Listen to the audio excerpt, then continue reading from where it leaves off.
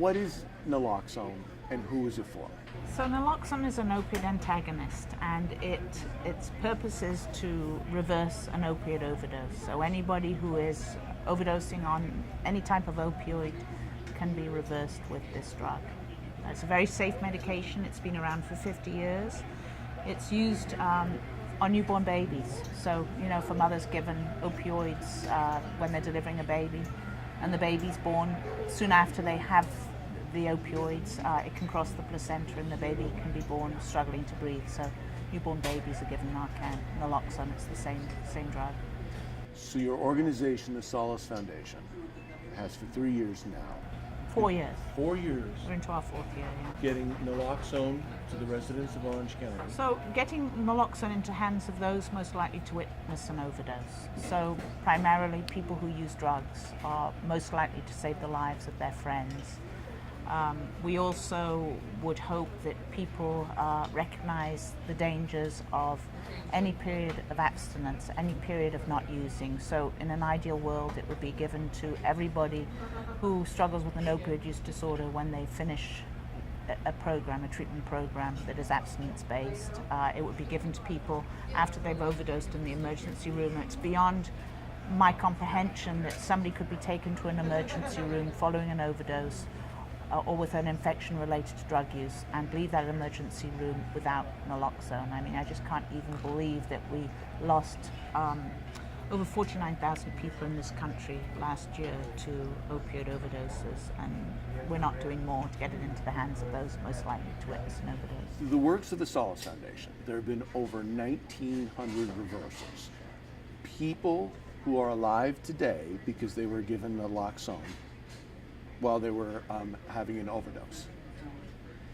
Those people are now here with us and have a second chance, which they deserve. And Liam, you're one of the miracles. I guess the last time I overdosed was November 22nd of 2013, and without my family finding me and without the naloxone given to me by the fire department, I definitely wouldn't have been here today. And so how are you doing now? I'm doing great. I've kept pretty much straight A's for 2 years at UCI. Been offered a bunch of scholarships. I have my family back in my life, which is something that I didn't think was going to happen. You're a miracle. You're living a productive life. You are who you are, were always meant to be, but you wouldn't be here if it weren't for naloxone being administered.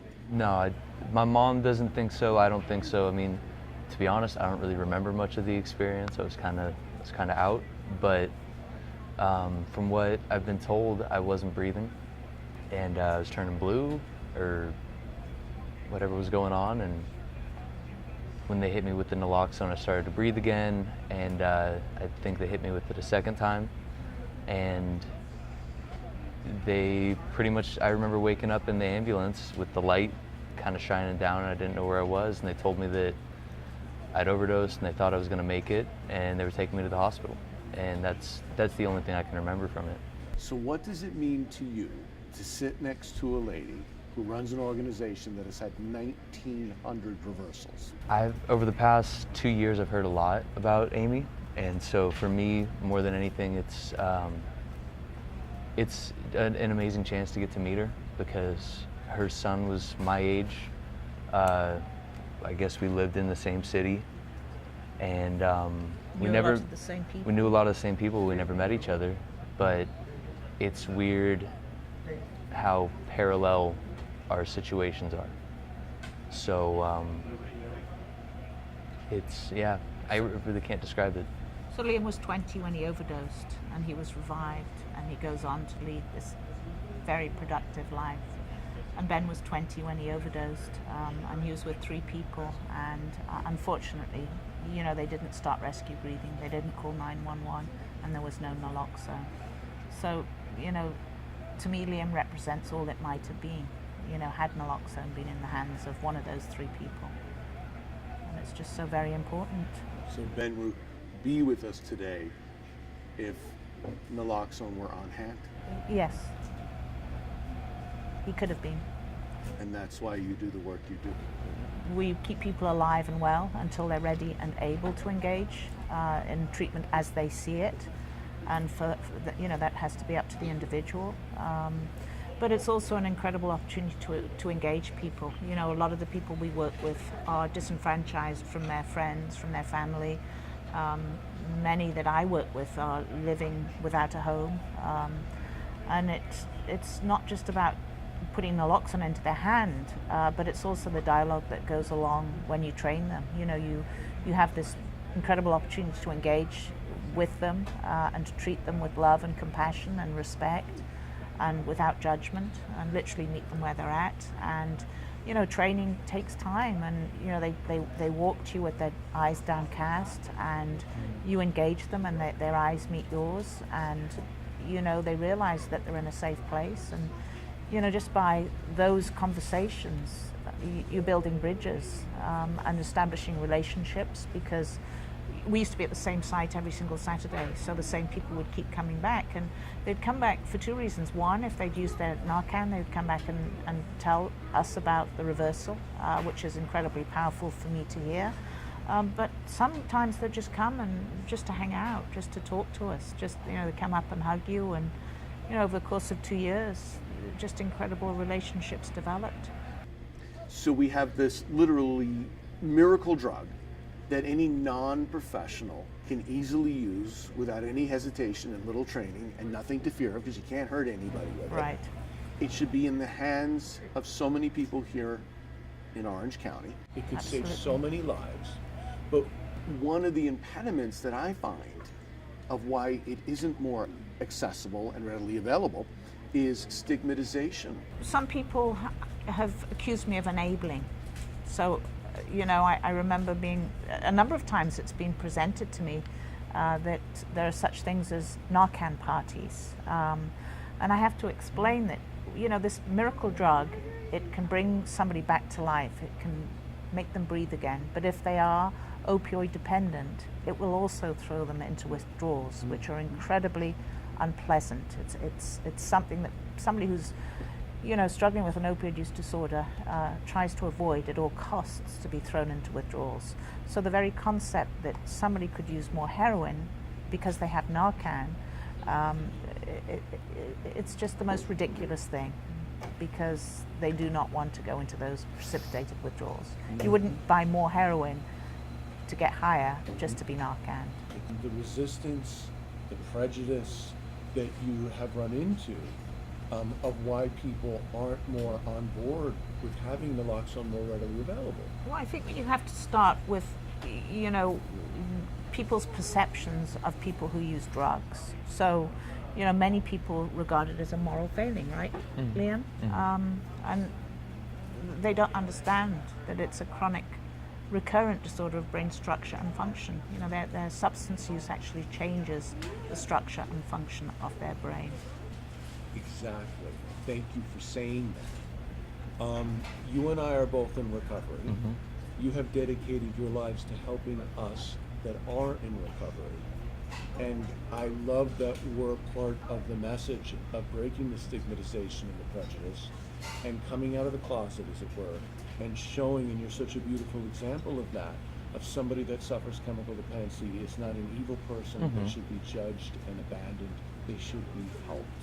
Yeah, I mean, if you're gonna judge and abandon me and call me evil, there's plenty other things that you can do it for, but just not that. No, you're not I'm an joking. evil person. Joke. As far as, I've been out with you once to distribute it, and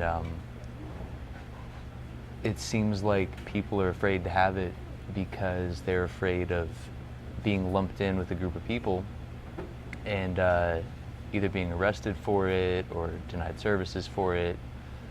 So what you're saying is the people that need it and should have it are apprehensive to possess it because of the judgment and the stigmatization of either law enforcement or the medical community or... That's how they explained it to me. So it red flags them. Yeah, and Scarlet letter yeah. of being chemically dependent. and having an antidote in your pocket. Yeah, or even knowing people that are. I can't speak from it on that end as far as like having it with me, but it looks like it's something that people are pretty afraid of. People that go into anaphylactic shock aren't embarrassed about carrying an EpiPen, nor are they condoned for having it and using it. In fact, we celebrate if somebody's life was saved for it. This dichotomy. And another issue that we have is, in the recovery circles, if somebody relapses after a period of abstinence, they're shamed and they're ashamed. And really, in treatment centers, we know, research shows, there's research by the CDC that shows that it takes on average 8 to 9 years and 3 to 4 treatment episodes to achieve 1 year of abstinence for an opioid use disorder. So we know that people go from one treatment episode to the next, one treatment center to the next. And it's just imperative that we keep them alive between episodes. My son died after he left a treatment facility at day 54. And what I push for is to get it into the hands of people, especially if they leave against medical advice, against clinical advice, if they leave a treatment center. But also we know that the chances are very high that after a treatment episode, people will relapse. So, theoretically everybody who leaves treatment, and really whatever their substance, their drug of choice is, they should be given Narcan. And this is because the whole situation has changed. We've gone from an epidemic of heroin to, and I should say a heroin crisis, from a pill crisis to a heroin crisis. And now we're in the midst of a fentanyl crisis. So we are seeing fentanyl in just about all the heroin. We're seeing it in cocaine, we're seeing it in methamphetamine, we're seeing it in benzodiazepines, the Xanax bars. We're seeing it in pills, opioid pills, pressed out of fentanyl. And the truth is that a fentanyl overdose is different to a heroin overdose. I've revived a young man who was overdosing on heroin, and I found him unresponsive 2 hours after he'd used the heroin, and he was still breathing, but there were long gaps between his breaths. His color was still good, but he was totally unresponsive, and it took 2 doses of Narcan to get him back 2 hours after he'd used. And then in April of this year, I experienced my first fentanyl overdose, and it was a 24-year-old male who had just used what we call a rinse shot, so very, very weak, supposedly shot of heroin. And it was just literally a cotton and water, and the fentanyl had lodged in the cotton. So when he used that heroin, he stumbled out of the area where he had used and literally collapsed to the ground, and he was blue by the time he hit the ground. And he also suffered from this rigidity of his upper torso, which is synonymous with fentanyl toxicity. The only tool I had to save his life was naloxone. It took 2 doses to get his color back and to get his chest to soften, which allowed him to breathe. And it took between 7 and 10 minutes for paramedics to get there. So when you consider that you couldn't do rescue breathing, you couldn't do chest compressions because of the rigidity of his upper torso, the only tool I had to work with was Narcan, and it was literally life and death. And we have to realize that this is what we're dealing with now. We're dealing with this incredibly potent substance. Aimee, I want to thank you for what the Solace Foundation has done, the lives that you saved. I want to say how joyous I am that you are still with us. Thank you. You're such a wonderful model. Thank you. Of this isn't a disease of character. It's a disease. And we're just blessed that you're still with us. And I'm so happy that Naloxone was one of the reasons that we are still blessed by your presence, and the world is going to benefit from all you're going to do now over the next 40 years. And now Liam's distributing Narcan with us, right, Liam? Trying. Truly playing it forward. Yeah. Yeah. Thank you guys, both of you. Thank you.